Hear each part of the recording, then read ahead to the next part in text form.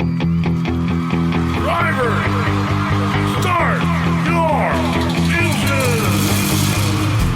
In the beginning, stock cars outran the police to deliver the hooch to our ancestors. So sweet. Are you ready for a trip down victory lane, where Richard Petty's winnings were insane and Dale Earnhardt put everyone to shame?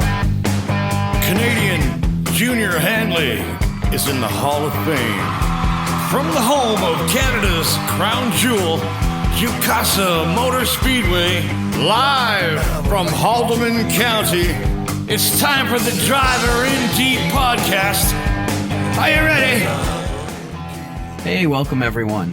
Alex, it seems we have another stock car racer that has had a somewhat similar path as J.R. Fitzpatrick had, DJ Kennington. And I understand that he's from St. Thomas, Ontario. And I believe that's the same place as Jumbo Joe is from. Do you know if they know each other or not? Yeah, I know the answer to that question, but I'm going to let you ask him because I know if he does, he'll have some pretty cool stories, so I'll just let him answer that. But yeah, like yourself, I'm looking forward to having DJ on Driver in Deep.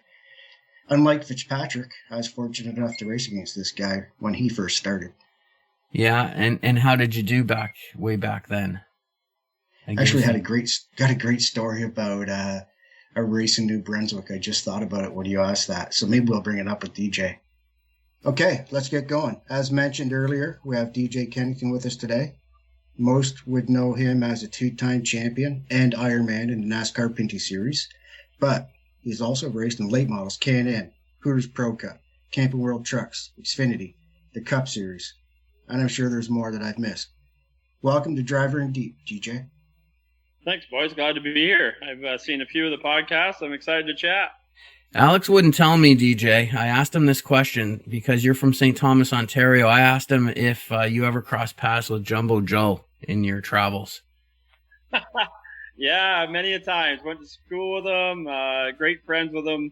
Has been here a few times this winter, actually skating. His son River's been over here skating with us. He's been a good friend of mine for a long time. He literally grew up less than a kilometer from my house, and actually went out to the farm there not that long ago and plowed his laneway for him because he hadn't done it all years. Yeah, I know Joe very well, and good friend of mine. Good guy. Yeah, see, Mark, I didn't want to tell you because I knew DJ had a way better explanation. Yeah. And I know that DJ, despite what team Joe plays for, he's a fan of Joe Thornton. That's great. And now that he's a Maple Leaf fan, and me and DJ are a Maple Leaf fan, it's hard for you, Mark, I know this, because you're a Joe Thornton fan.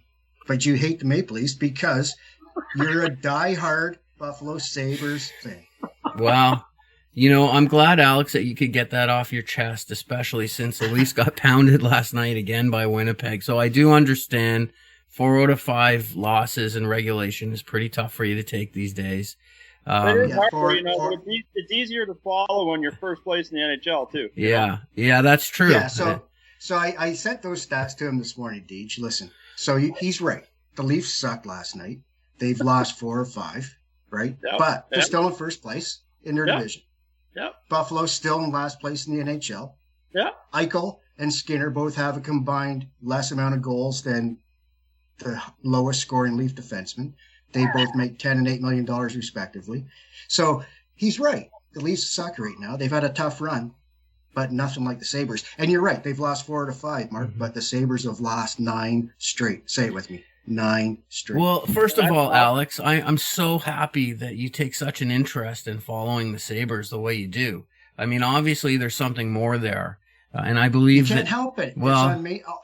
Every NHL talk show, radio or TV talk about is the armpit of the NHL. And I guess actually talk about the Red Wings a bit too, because they're right there with them. Yeah. They're right there with them. Yeah. And listen, all credit to the Senators. Everybody expected them to be in the toilet. Man, they're competing. Well, I guess we'll find out tonight, won't we? Yeah, they're liable to beat the Leafs. Yeah. So, and I just want to be clear. I want to be clear about one thing. It's not the Leafs that I dislike. It's their fans. And I'm not talking about all their fans. Yeah, so I guess we're on. Hey, All right, you guys have a good podcast. Thanks for having me. We would have a hell of a podcast. We're not sure who would edit it or anything else, so we better hang in. Well, just remember, I'm the editor, so. I hear you. Well, yeah. Anyway, this one has always bothered me. I showed Mark this picture, DJ, of you with our buddy Patrice Brisebois and Code Cujo and you, Yep. and you had that god awful Habs gear on. That must have been a hell of an experience. It was itchy. I'm gonna post that picture for our fans when we drop this podcast because they got to see this. Listen, the fact that I read or you read or listened to anything about Buffalo Sabres is not near as bad as seeing you with some Habs stuff on. Tell me about it. You're right. But you know what? Breezer has become a really close friend of mine, and the opportunities that he gave me to play with the alumni and so on against some of my heroes that I grew up watching. That must have been awesome. Oh my gosh, to play with Wendell Clark and Antropov. And I mean, Antropov hadn't retired that long. He still had a fairly good step on him. And these guys can shoot the puck. And it was so much fun to get to see all these guys that I watched on TV and to actually play with them. I had such a good time. I did it 3 times with them. It was amazing. And, it moved Montreal up on my list. They were pretty low, but Breezer made me swear that I couldn't tell anybody in there that I was a Leaf fan. So I had to. I'll bet you told Cujo. Hey, I'll bet you told Cujo. I did. Where was your left arm in that picture? Where was your left hand? I went toe-to-toe with Cujo that day, and it was awesome. I mean, a childhood hero of mine watching him, and, if it wasn't for Gretzky's wonderful high sticking call there, we'd have won the Cup that year too, but Breezer always holds up his ring and says, no, he won it that year. So Mark doesn't know this, but Breezer, he raced in the NASCAR Canadian Tire Pinty Series with us. Hell of a competitor, man. He was good. Really good. He's an athlete. Yeah, he done great for a guy that was, he had some Porsches and messed around with that stuff, but man, he dug in and did a hell of a job with a stock car for sure. What a great guy. He loved it. And such a great friend of mine now. Like I say, we talk pretty much weekly. Not that we don't get to see each other as much as we like to now, but one hell of a race car driver for a guy that really has never done it. And to come in and do what he did awesome. And for him to give me the opportunity to go play that kind of hockey with those guys, it was a dream come true for a kid like me. Hey, did you stop anything or just the shit that hit you? Yeah, the very first game, I honestly, I couldn't believe it. I was lights out. I mean, I made 36 saves. I played the second and third period. We won the game, and I actually was first star of the game. Cujo was second star. I was in heaven. I mean, I was lights out. The second game I played there, I had strep throat. I had pink eye, but I didn't want to miss the dang game. Now you're starting to sound like a Sabres fan. Dude, I All the sucked. excuses. I sucked. I let in 5 goals. We tied 6-6, and I was horrible. So it's been up and down. Typical life of a goaltender. I'm looking at that picture right now, Alex, and I have to say Cujo looks pretty cut in that picture still. Yeah. Oh, listen, he can play. Well, I'll tell you what. My old buddy Deej can play he can play net, man. Don't let him kid you. He asked me what team I played for or where I played, and I said Sunday Night Beer League in St. Thomas. He didn't believe me. Well, bringing things back to racing here, DJ, obviously your main focus seems to be on the NASCAR Pinty Series these days. But in doing some research for this podcast, I'm amazed at all the different levels of NASCAR that you've competed in, most of which Alex mentioned off the top. And it's not just a couple of starts either. You're into double digits in every division.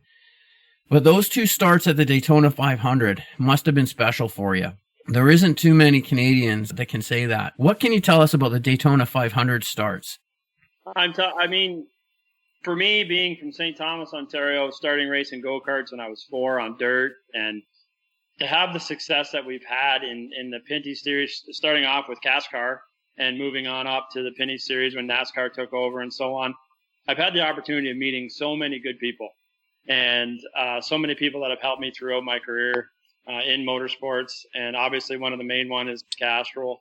Been with me since the get-go. I cannot even explain to you how important that's been. And everybody knows that money's what makes racing go around. They've been behind me from day one. And when I was just learning to championships, to wins and losses, they've stuck with me for over 27 years. And the opportunity came around that I just couldn't pass up. I got lucky enough to be racing down there, like you say, in the Xfinity trucks and so on. Dwight Kennedy from Edson, Alberta, from Northern Provincial Pipelines, probably was the key to that made that all start happening. Racing for Randy McDonald in 2006, I do believe, was my first Xfinity start. And then I had over 50 starts in the Xfinity Series, basically ran the full series in 2008, except for the races I had to miss to come run the Canadian stuff. Castrol's my bread and butter. Castrol's my main backer. They're who I take care of the most, so I wasn't about to miss a race up here to race down there. A lot of people thought that was a little backwards on my part, but without everything they did for me here, I wouldn't have made it to there. So to get to those levels and then to actually get the opportunity, like I say, that they made happen for the 500 is unbelievable. Very proud, very exciting, very nerve-wracking. Never been so nervous in a race car in my life as I was on that Thursday night trying to qualify for the 500. There's some people there that you've watched. Like I say, I've watched my whole life. I'm not a young man anymore. And to watch what they do every week in and week out, you gain a lot of respect for them. And then to actually be there and try to compete with them, you realize how good they are. You look on TV and say, I'd kick their ass, you give me a shot. But you get down there, I mean, they're as good as it gets. And like I say, how it all came together was unbelievable.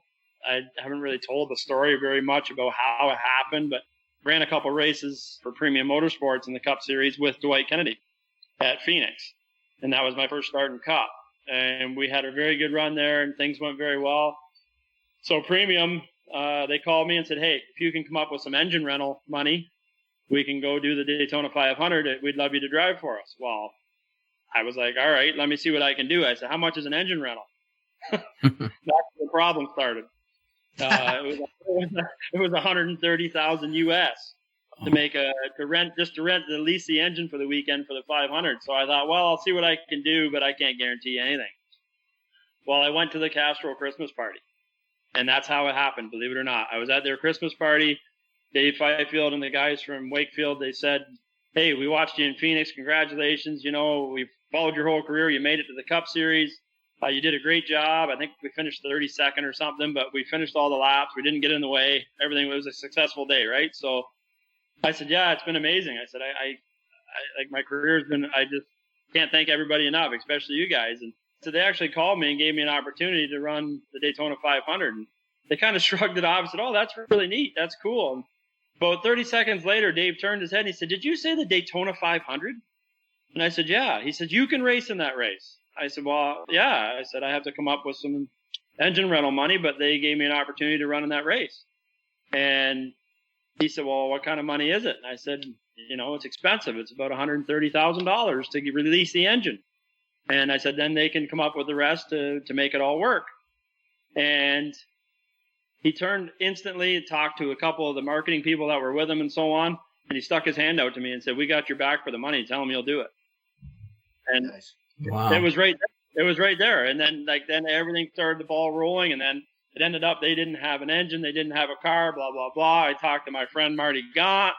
Marty says, what are you trying to do? I said, I'm trying to get an engine for the premium car. And then Marty says, well, let me tell you, I'm running the 500 and I've got an engine. So you've got a sponsor. I've got an engine. Let's go racing. So it all worked out that it was such an unbelievable situation. Marty had sponsorship. We didn't have to come up with the whole amount of money. It was just, it all worked out. And to be able to say that we did it, they made partners with Lordco and Castrol, and everybody kind of did the little bits that they could to make it happen. And then being there, I'm telling you, my Zach and Whitey and I, we went down there. We stayed at Marty's. We lived in a hotel trying to put the car together. We helped them build the car and so on. And it was just, I'll never forget it. I mean, every step of the way, from working in the shop to practicing to testing at Talladega to making it all happen, to making the race, to have that unbelievable, be able to call Castrol and Lordco and tell them, hey, we made it.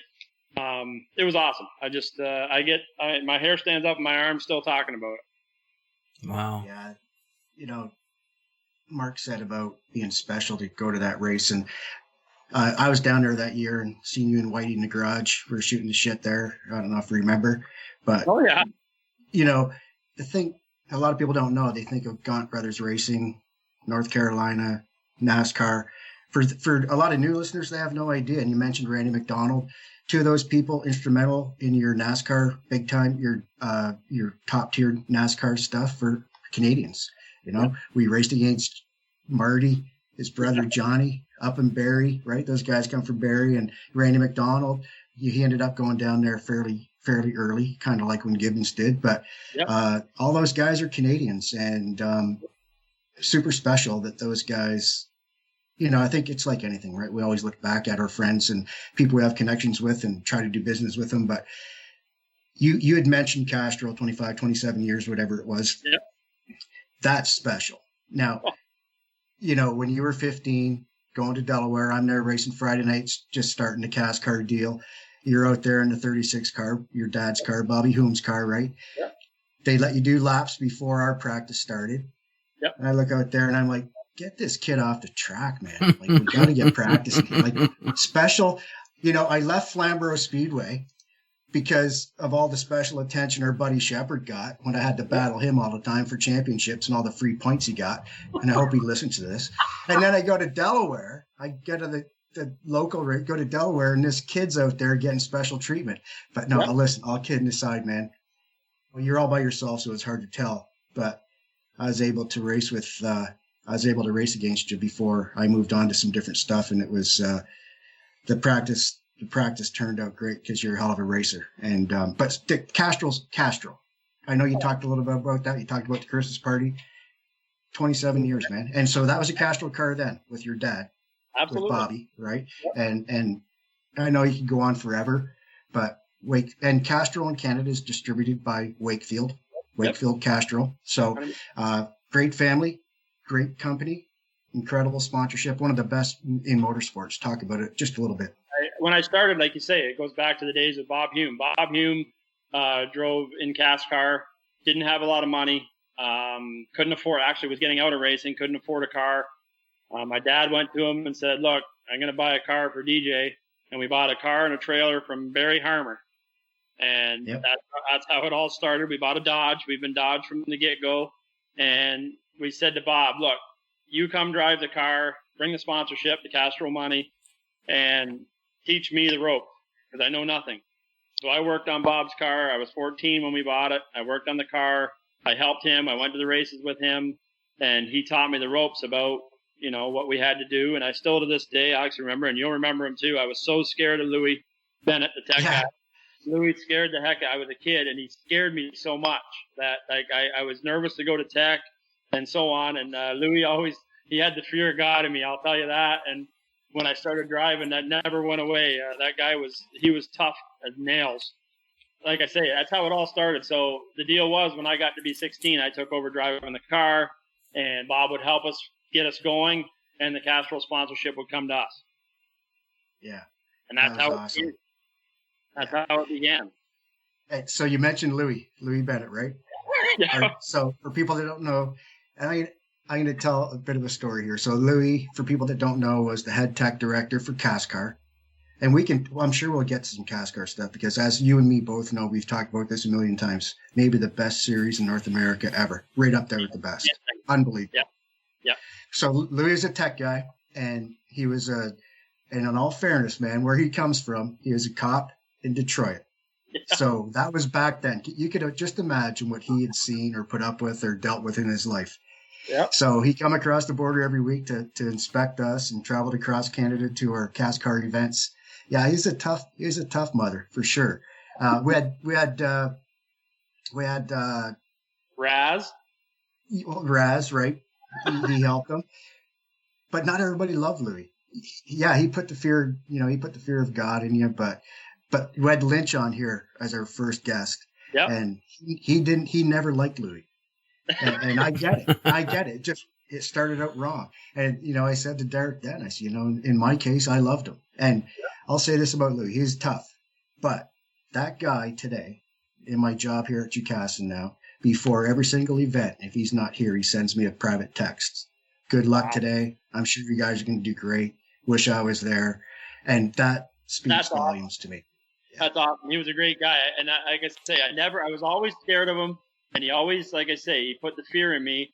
And I'd go through tech with the car, and he'd take my hat, and he'd just set it on the table, and then and I wouldn't even ask for it back. I was so scared. And then he'd send somebody over with it later and give me my hat back.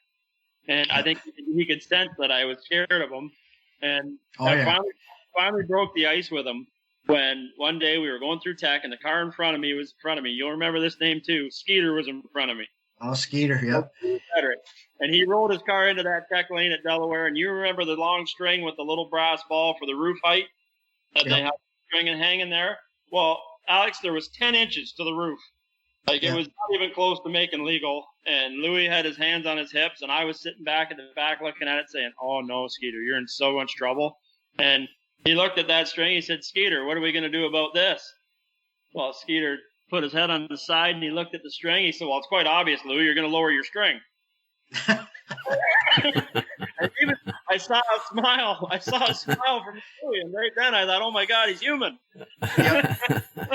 Alex, by the way, you might be getting an angry text from Derek a little bit later because he never actually mentioned any names when he told that story on our podcast. Oh, yeah. So now you just outed him. No, I blew it. That's right. No, he'll be okay with it. He just didn't want to. Listen, Derek Lynch is one of the best guys that I know and one of the best racers that I know. So he knows that. And he's such a great guy. He wouldn't want to throw nobody under the bus, but he'll appreciate that I did. But you did. So DJ, we talked about how special your starts at Daytona were and how special your sponsorship with Castrol has been over the years. But something else that must have been special, or that is special to you, is the Ironman streak you have going right now.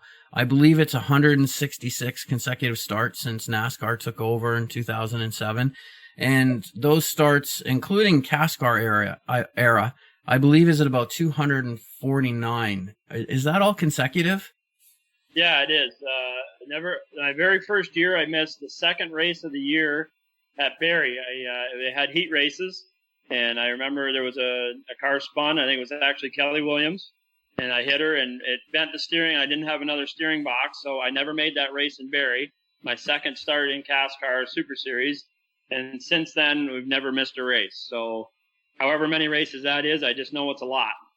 And that's an attribute to my family, my dad, obviously, and Castrol. I mean, I keep going back to them, but they've been behind me for so long, and they're the reason that streak's there is because every year I'm lucky enough to have sponsorship to be able to do what I do. And like I say, they're family to me now. I know Dave Fifield very well and Bob McDonald and everybody at Wakefield. And now actually who I'm dealing with my sponsorship side of things is Robbie Fifield, which is Dave's son. He's moved up through school and so on, and now he's in the marketing at the company. And I grew up with Robbie, like being around and so on, and doing all the functions with all the people at Wakefield. And now he's in charge, which is kind of fun and cool for me too. Yeah, it's just been nonstop. Very fortunate, lucky enough to not have very many injuries or whatever to keep me from getting to races. And hopefully the streak keeps rolling again this year. So for those that don't know, you've got two NASCAR Pinty Series championships, 2010 to 2012. Before them, I know you had a bunch of seconds. You had some seconds after. I think you referred to yourself at one time as the Mark Martin of Pinty Series because you couldn't get it. You couldn't get it done. But anyways, you did. You got 21 wins. I think your last two are at Casa, pal. Yes, right? Sir. I love that. That's my favorite place to go now. Of course. I'm not so you don't win. I hated Cayuga. I love Casa. Well, when I worked on the design, I made it just for you because I was out. So I love the old configuration, but I thought we better make it better for DJ. Anyways, if you got away, like I said, you've accomplished a ton as a driver. I know you're not done. Besides winning the championship in 2021, where's DJ going to be in 5 years from now? Well, I'm hoping to be. I'm going to not lie. I don't think I'll be in the seat anymore as far as the Pinty Series goes. I'm 43 now, and I would almost like to take the approach of hopefully keeping my sponsorship and relationship with Castrol and maybe moving on to helping a younger guy. Like when I was younger at 16 years old, I had an opportunity. I was lucky enough, my dad bought the race car, but I was lucky enough to have Castrol help me with my career and get me started and stuck with me when I was like first started out, man, I was really bad. But we finished all the races and we were able to do it. And we got better and better as it went on. And I'd like to be in an owner side of things possibly. Maybe running my late model some more. We're going to try to run it some more this year. And, I'm enjoying playing with that. And it's something new and different. And those guys are really good. So it's very challenging. It's something that I'd look forward to. But definitely looking to maybe mentor or help some younger people continue in this sport because I love the sport so much. And hopefully we can keep some people interested in it. That's great. We talked to JR last episode. That guy that married your cousin. Old Fitzy. No, I married his cousin. Oh, yeah, that's right. You married his cousin. Sorry. And I got confused because I started thinking about that picture of him holding hands with Hathaway, and it got me all messed up again. All up, trust me. Yeah. Anyways. But, yeah, no, give him back to the sport. I know I said to JR, I love whenever I can, I try to do that.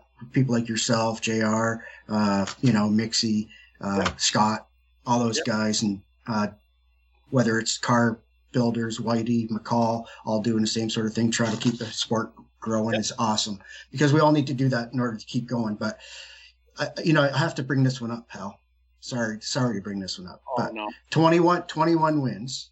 Yep. But I remember there was maybe a chance you would have had 22 back in maybe 1998, 1999, something like that. We're in New Brunswick racing. Yeah. And that's when Blue Streak had all the bonus money on the line. Yep. And if you let at the quarter, the half, the 3/4, and you won, you got whatever it was, 10 grand bonus or whatever. Yep. Just so that people know, I got that bonus money. I said to Mark before, I think it was after like the halfway point, you were on my ass all race. And I forget who your crew chief was then. You remember this, buddy. Who was it? Ken Venner. Yeah, Kenny. That's right. Venner, so yep. Kenny goes up to Ted, right? And who Teddy helps you sometimes. Hell of a guy, McAllister. Yep. He goes up to Teddy and he says, "Listen," and you wanted the bonus points for leading a lap. And he goes up to Teddy, "Listen, tell Alex to let DJ by to lead a lap. We'll let him back past." Bullshit. You were never going to let me. Hey, buddy, we never talked about this. I would have been happy to give you some bonus points, but I know you and I know me. And I wouldn't have given it back to you, and you wouldn't have give it back to me. I said to Teddy, I said, "Yeah, no, tell him no problem, man." And I wasn't going to tell Teddy. I said, "Tell him no problem. We'll give him a lap here soon whenever the chance comes up." So then Kenny went back to him after and said, "What's going on? Like, when are we going to lead a lap?" And I said to Ted, "No, just tell him when the time's right, you're going to let him by." Because I thought I'm not going to make Ted put him in a bad spot and make him lie. So, but listen, I was never, unless I was going to wreck you before I give you a lap, pal. Anyways. I respect that totally. Yeah, because you'd have done the same. Hey, tell everybody right now, if I would have let you by, would you have let me back past you? Not a chance. It depends how late it was. If I could smell the finish, probably not. And I said to Mark, he said, "Why were you so stubborn?" I said, "Man, I'm telling you, we needed to get that money to get home. I didn't know how we were going to get gas money to get home." It's funny because you remember that, and I remember the very next year I went back to New Brunswick, and the same money was on the line, and it was a CarQuest Bounty Award. Nobody had won it all year, and same thing. And I went there, and Beauchamp was on the pole, and I was on the outside, but I got the lead out the hop, and I did the exact same thing you did the year before. Basically, led the whole race and won it. And I think I came home that day with like 21 grand. From that race, and I remember it was plain as day, and I remember when I won that race, I thought of you the year before, and I was like, because I remember it was Turner wanted to lead a lap for the championship. Yeah, well, that was his, and that was his sponsor, right? Exactly, same, not happening. Hey, as good as Turner was or is, we weren't giving him a stiff, man. Absolutely. I remember that plain as day, man. There's so many memories that I have from the CASCAR days, and people like you, Dan Shirtliff. Dan helped me a lot. He taught me a lot. I remember the first time I met Dan, it wasn't helping me. He came down and was calling me a lot of bad names at Delaware on a Friday night, and he explained to me that I was too young and shouldn't be out there and so on. And then he met my dad. I remember that as plain as day, and Dad asked him to take his glasses off, and he asked why. He asked why, and he said, "Because I won't hit a man with glasses, but I'm going to hit you." if you don't get out of here. I remember that as plain as day. And I went down after and talked to him, and because I respected him, he was so good. And he's good. you know, and you guys taught me so much, because I was just a snot-nosed kid that knew nothing, and you guys were professional racers in my eyes that I looked up to, and I wanted to beat so bad. And you guys taught me a ton. All of you, Paul Mathers, Jack Monahan, all these guys. I mean, George Wall. I remember learning so much. And like Steve Robley, he taught me the way around Delaware. The guy was, you know, he was a shoe-in there usually. And just cool to be able to, and every one of them I'm still friends with today, which means a lot to me. Absolutely. And I'll tell you, one of the biggest reasons I went to Cascar was because Robley was so dominant. And, you know, me and Shepard and guys, we battled at Flamborough and racing late model stuff around Ontario. And I thought, man, you know, somebody's got to dethrone that guy. Listen, I never dethroned him, but we won our share. But and good for Steve. He's such a great competitor, man, such a great guy and so talented. He was one of the big reasons I wanted to go race against that guy. Absolutely. That was my deal at Friday night. I remember when I won my championship at Delaware Speedway. I had to beat Steve on the last day. There were so many things I had to do. I had to lead to halfway. Same thing. It was such a tight points battle. And to beat a guy like that was, I mean, that was just everything to me.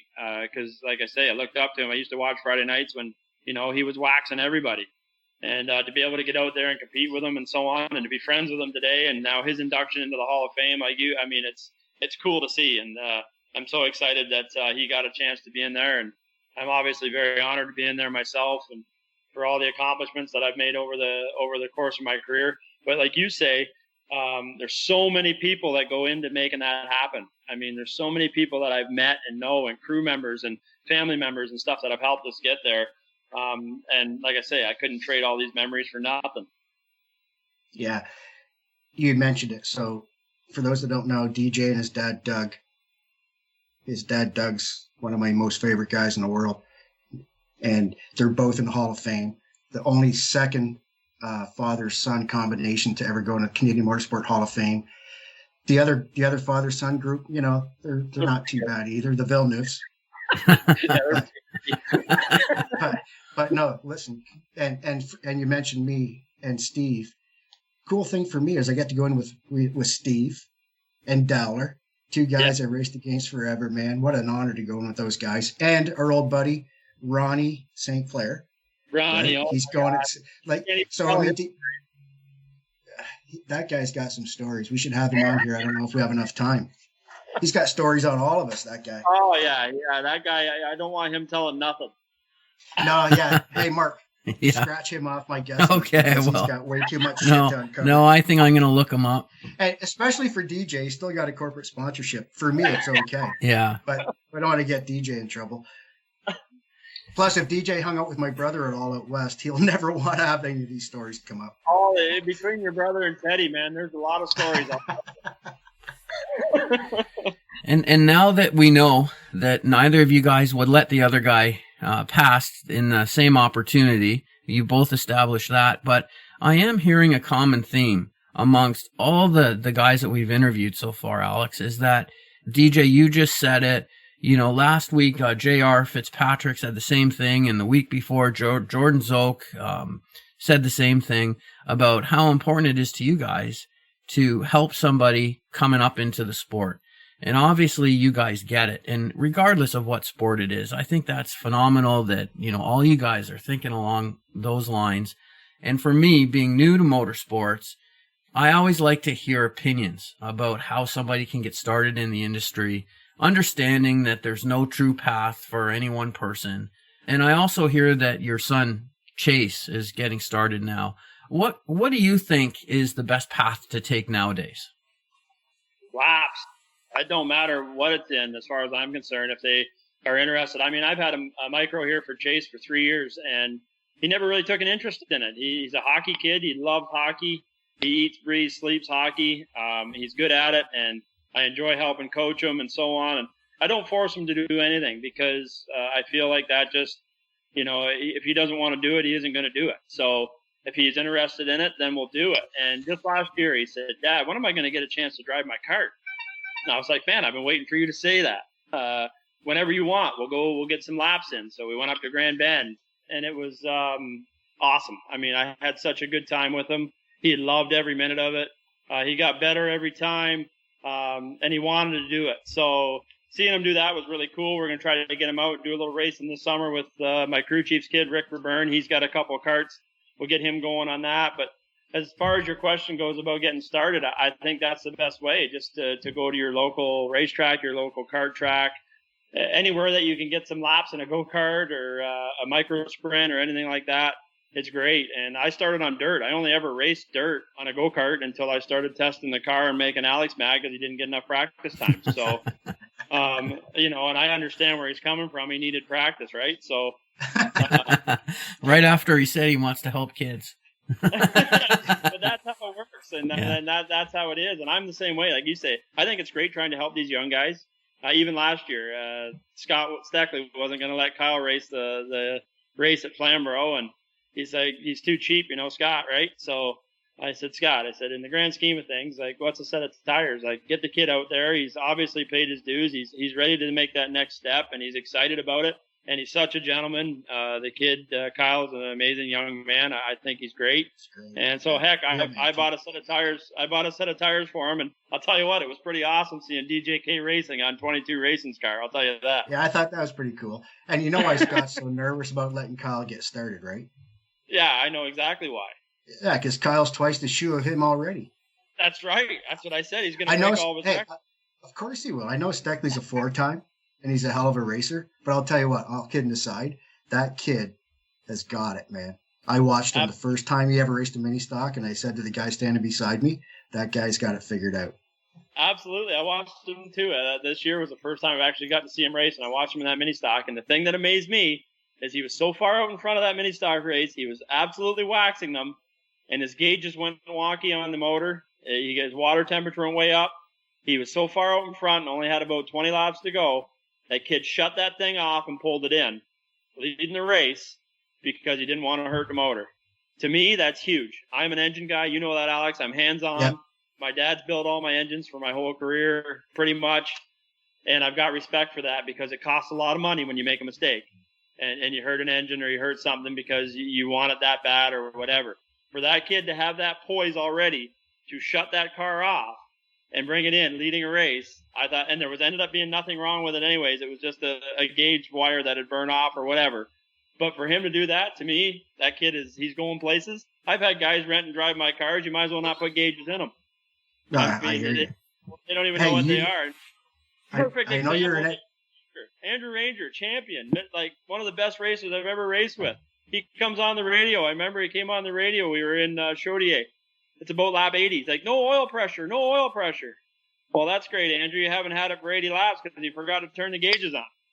So don't worry about it now. Well, hey, you talked about the fear of God Louis had in you. Scott must have the fear of God in Kyle because, man, I'll tell you, when the gauges aren't right, the toughest thing to do is to shut it off, man. My dad's the same way, and he's got the fear of me, and I shut him off all the time if I think there's a problem. And I remember I always ran an oil pressure, an oil temperature, water temperature, and oil pressure. And Dad said, why do you run an oil temperature gauge? And I said, well, so I know what the oil temperature is. He says, if it gets hot, you're not shutting it off, so quit worrying about it. I said, you're probably right. Well, what made me shut mine off when it got bad was the fear of God also, but it was Sam Rounce. Those hands, you don't want them around your throat. No, just ask Hanley. Yeah, exactly. Jeff, that is. Jeff. Yeah. Those are some big mitts. I don't know if I ever told you this story. I know we're running long here, but I got to tell you this story about Sam. You know Sam. I told Mark about Sam. So when we were racing the late models at Flamborough, I went out there after work every night, and I get there one night and open the shop door, go in the shop, and I hear, "Is that you, Alex?" And he goes, I said, "Yep." He goes, "Come over here to the car." So I go over to the car. He's laying underneath it, and he's putting the transmission in. And you know how strong that man is. He's jerking the car around. He knocked it off the jack stands, and he's holding the thing up on his chest. Oh my Lord. He goes, "Can you grab a jack and get this bitch off me?" Honest to God, I thought right then, If he says in the radio, "You're coming in," you're coming in. That's awesome. And that's him to a T. I mean, I've never seen such a strong man or human being in my life. Crazy. He'd snap off 5/8 grade 8 bolts and look at me and say, "What are they doing? This stuff is shit." I'm like, Sam.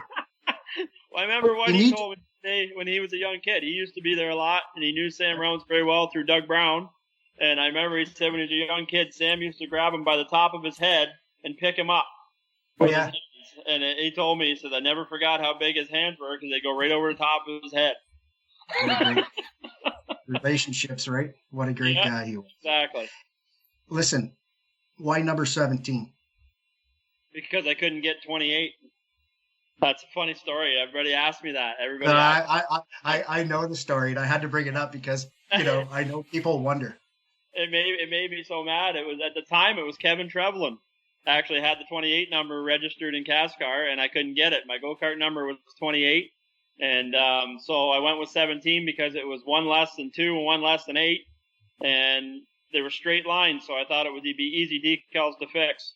So that's kind of the way I looked at it. Was it would be simple, and I've often thought, even the last few years, I wanted to switch. So now I own the 28 number in the Penny series for my rental cars and so on. And I wanted to switch, but there's just too much behind the 17 now. We got to keep rolling. Sure, of course. And you run 28 in your late model, like you say, second or third Pinty's car. I know the answer to this too. Why 28? Man, oh man, the man himself. It actually started with Cale Yarborough, right. Artie's car, and obviously I was a huge Davey Allison fan. I loved everything about the guy. His how he worked on his cars, and the story about how his dad didn't give it to him, and he had to work in the shop to start and learn the cars and so on before he took over driving. And then once he did start driving, I mean, if the accident didn't happen that he passed away, I mean, I think he'd be still talking about how many championships that guy won. I agree. So we're both Davey Allison fans, and I was also a Bobby Allison fan. I don't even know if I told you the story, but when we left, Cascar went to Tennessee. Me and Sandy moved down there in 97, I guess it was. Yep. Funny story, or great story, actually. So Liz Allison, Davey's wife. Yep. After Davey's unfortunate accident, she lived in Nashville, and she married a great guy, Rick.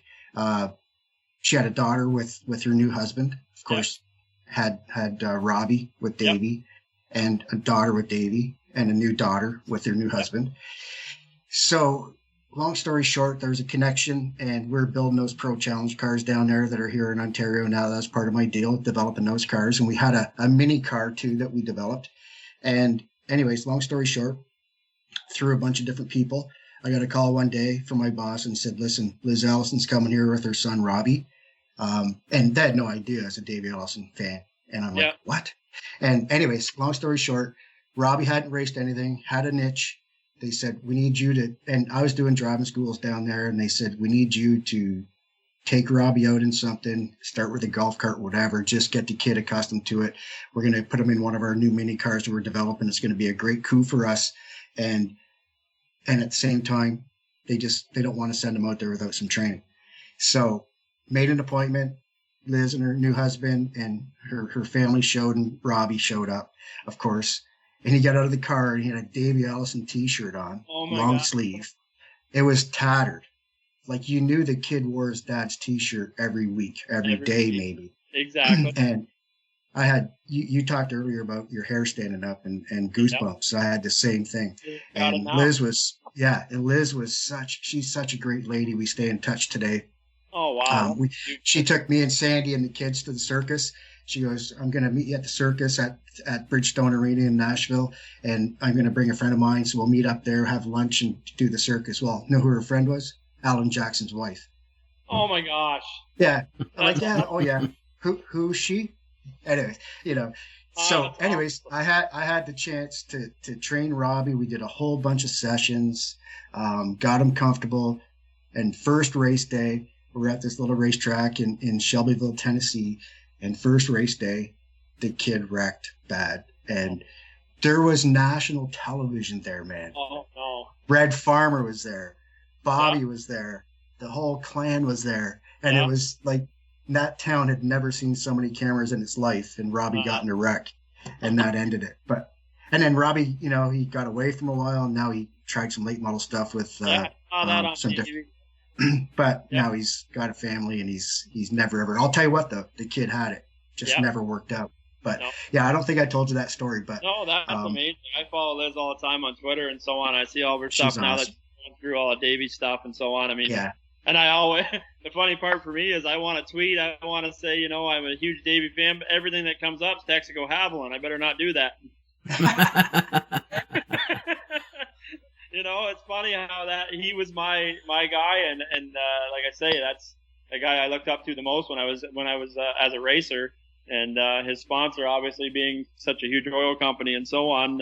It's kind of ironic, really, but what an amazing talent! I just I don't know if you know this either. At Cuga, when I was driving for Sam, him, Clifford, Donnie, and Bobby came up here, and they raced in the late model sportsman race, and Davey drove my car.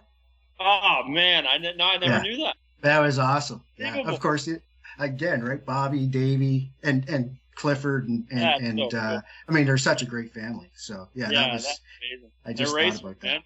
That's why they're racers, and anybody that's a racer, I think we all have the same feelings towards the sport and so on. And that family obviously is 1,000% about racing. Absolutely. Yeah. DJ, I see that when the Humboldt Bronco tragedy happened, that you had a car in Saskatoon done up in their colors, and also on the Marty Gaunt number 96 Cup car. You had it on the hood, I believe. Was there a connection there, or were you just paying tribute? I was just paying tribute, being a hockey player. Like I say, my entire life still played it. I try to play still, but I mean, such a huge tragedy and loss to so many young lives that I think it touched everybody in the world basically.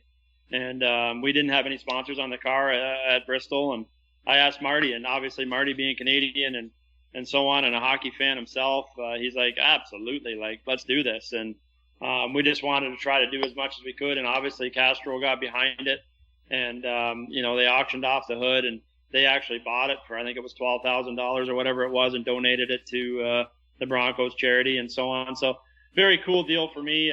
Just hit close to home, being, like I say, a hockey player and so on, and just can't imagine what the whole town and family. And then we, like I say, Jason White drove a car that was wrapped totally Humboldt Broncos, and we went out to Humboldt, and we're at the Chrysler dealer there with Nick Jewell, and worked on the cars there and had a barbecue and everything else. And I got to meet a lot of the people, like Carol Bronze and so on. A lot of people that told me their stories about that day and about what happened and so on. And to this day, it tears me apart to just think of what they went through. And, I hope that nobody ever has to go through that again, because such a horrible, horrible situation. Just thought it was something small that I could do to try to help as much as I could. And obviously, it was a huge hit being in Humboldt. And it's funny how a couple of years before that, when we went out west, there was all those floods. Right. And I had to backtrack with I drive the haul road every year, and I remember Teddy and we were trying to find our way around all these flood blockages and so on. And when I got going to Humboldt, I was like, wait a minute, I've been here before. And I've driven right straight through Humboldt before, and it's such a small town that I never really clued into what it was or where it was until I heard the tragedy. And then when I went back there that day to do that presentation and so on, and go and work on the cars in Humboldt, it was kind of ironic that I'd been there 2 years ago, just didn't realize I was. So yeah, just trying to do our part, be a Canadian, and do what we could to help the horrible situation that happened. Awesome. Mm-hmm. I value your opinion, and I want to ask you this before we get out of here. Do you like right now where our industry is? If so, what do you like about it? If not, what do we need to make different? I love where we're at. I think I love and hate it because I don't think there's enough young people right now in our sport, in my eyes, that are coming up through the ranks and so on. I think we need more of it.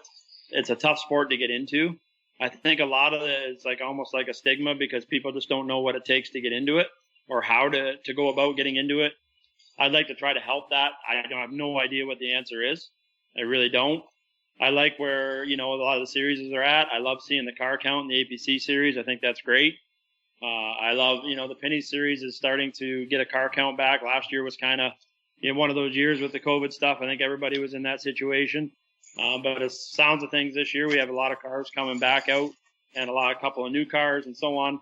So, I don't know what the answer is. I love where our sport's at. I think we're going the right way with the late model division, obviously with the crate engines and so on, trying to keep costs down so people can actually afford to go racing. I think that's the biggest key. Everybody knows that it takes money to go racing. And I mean, without the sponsorship and backing I've had over the years with Castrol and Northern Provincial Pipelines and Mopar and everybody that's put their money and time in behind us, we'd have never made it as far as we have. So I understand that part of the business as well. So I just wish there was something that we could do to get some more young people involved to show them how awesome it is.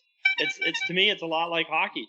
I mean, your hockey friends, I know all the guys I played hockey with growing up, I'm still friends with today. I don't have to call them every day or hang out with them every day, but whenever I see them, it's like we never, we didn't miss a day. It's the same with racing people. I can not see you for a year. I can see you and we can pick up like we were just had dinner last night. I think that's just the way it is. And I think people, don't realize how much of a team sport it is. It takes all different kinds to make it work. And we need drivers as much as we need crew guys, good crew chiefs. I think there's a big problem with that right now. I don't think there's a lot of guys that have gotten to the point where they want to be a crew chief on a NASCAR team or whatever, that they haven't, there's not that stepping stone there for them to learn, or they don't know how to get into it so they can learn.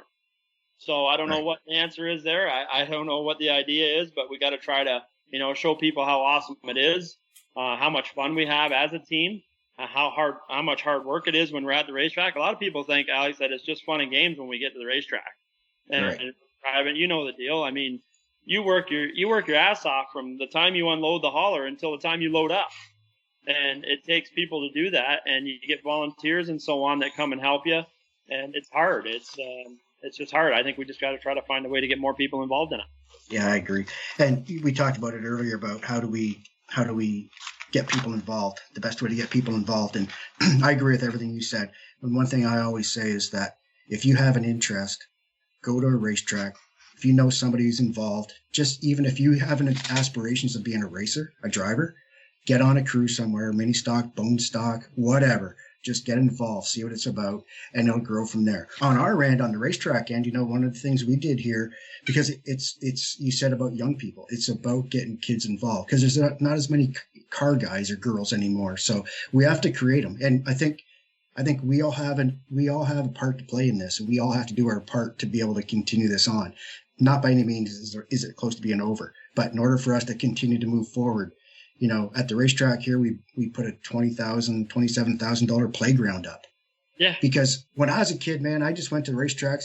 I'm at Merrittville Speedway, my dad's racing. I'm playing behind the shit house, playing dinky cars with some other drivers' kids. We didn't even see the race. The lights went out. Better get to the pits, find dad. Got to get home. But now I'm a race guy. And so it's so important. And absolutely. And don't be shy, right? Like Alex said, and it doesn't have to be a NASCAR team. It doesn't have to be a pro late model team. Like you say, it can be a bone stock team. It can be doesn't matter. Whatever you can afford, because it's all the same. It's all the same.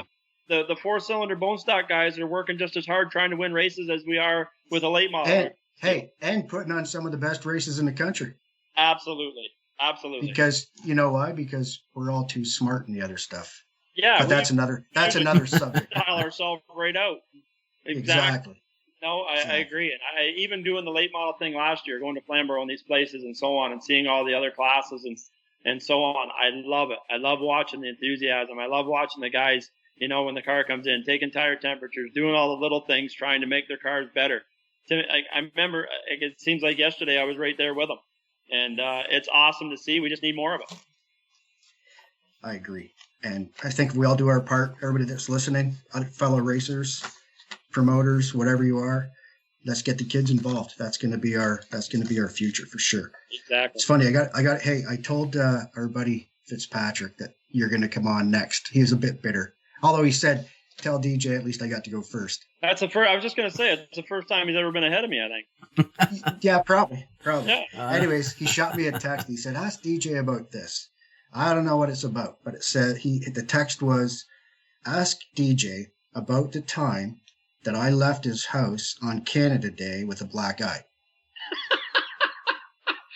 I, yeah, I remember Now, that. see, this one I don't know the answer to, so I'm kind of excited boy. myself. It was funny. I was just actually starting. I obviously know the story. JR and I are good friends. We're family basically now. I married his cousin. Hey, someone's going to hear this. You want to pull that back? Yeah. And I always try to tell him that. I always make sure that I'm in the will, Fitzy. We're family now. But we've raced hard. We were here at my place. We did fireworks, and I was obviously trying to impress his cousin and so on. And so we were lighting off fireworks behind the house. Wait, and hang on a sec. Who's his cousin? What's that? Who's his cousin that you were trying to impress? My wife. Oh, your wife. Oh, my wife, Jamie. Yeah. So that's who I was. Like I say, I was trying to. It was funny. Not a lot of people heard the story about how I met her either. But it was at Barrie. You'll remember the race when I got into Thompson, coming off a 2. Thompson wrecked really bad. It was a big chain reaction deal at Barrie. To this day, I did not wreck Thompson. I will say I wrecked him at Delaware for the win. No doubt about it. I did not wreck him at Barrie for the win. I was not attempting that, but anyways, it happened. And there was this girl. And Thompson was driving for old man Fitzpatrick. He was driving for Fitzpatrick. That's right. And JR won the race that day. It was his first series win. So it kind of worked out because they black flagged me, right? I was sitting on pit road.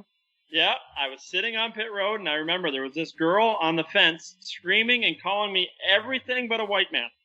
I'm telling you. Is that my wife? And that, is that my wife? Thing? And that's my wife. No, is that my wife yelling at you? No, my wife now. Oh. Gotcha. Jamie was on the fence, and I thought, who is that girl? Because I really like her.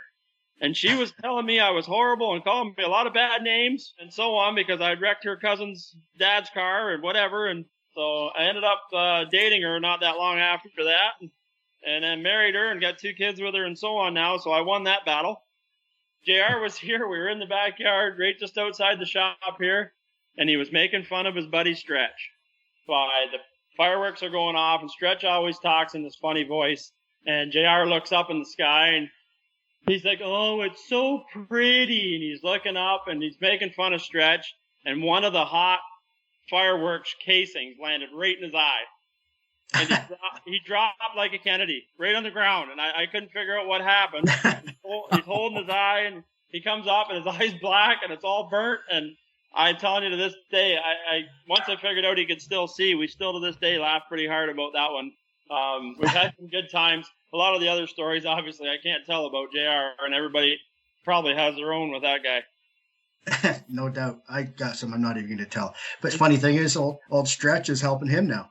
Absolutely. Yeah, Stretch is and he's a great guy. He helped us, too. He worked with the Mopar deal for a while, helping us. And another great friend I've made through this racing program. Yeah. Well, we could go on forever, pal, about friends, relationships, sponsorships, partners, because that's what makes it all happen. But we're going to cut it off here. But I appreciate you taking the time with us today. It was awesome. And I'm sure that Mark, every time we had a conversation with a fellow racer, I think Mark's ears perk up. He's like, holy shit. The stories are great. We haven't even got into the Lapsovich stories out west yet. No, not yet. No, we'll have to have you back on, DJ, for to hear some of that. Absolutely, guys. I appreciate it. It's a lot of fun. Like I say, people always ask me, how I can talk so much about racing. It's just because there's so many years of it, and I could bench race all day. Well, best of luck to you this year, and hope to talk to you soon. Thanks, guys. Appreciate it. Wow, what another great show, Mark. As you know, I tell you about these guys or girls coming up, but what a bunch of great stories. What a great guy with a lot to offer to our sport. And we shared a bunch of good stories today. He told a bunch of stuff that our listeners don't know. So yeah, it's come to an end, but it's a great show. And how can our listeners support us? Well, before I tell you that, I just want to say you're right. Another great interview from DJ today, JR last week. We've had so many great guests so far. Derek Lynch early on. As far as Canadian drivers are concerned, I really don't even know who I'm going to cheer for now, Alex. If they were all running in front of the pack, I don't know what I would do. Just, whichever one won would be great. Good thing is most of those guys that you mentioned are all racing different things, so right. You're okay so far. Yeah, for sure. Anyway, how can people get in touch with us? Really, first and foremost, head over to facebook.com/wingnutsports. or just go to Facebook and search for Wingnut Sports. Make sure you like our Facebook page, and we'd also love to hear from you. So drop us a note there. Let us know what you like and what you didn't like about our podcast. You know, maybe ask us if there's a guest you'd like to hear from. Alex over here can see if we can get them on. We'll give that a shot.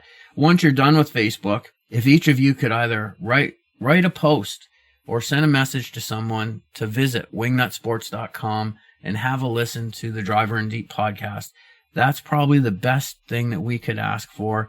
And Alex and I thank you very much if you could do that for us.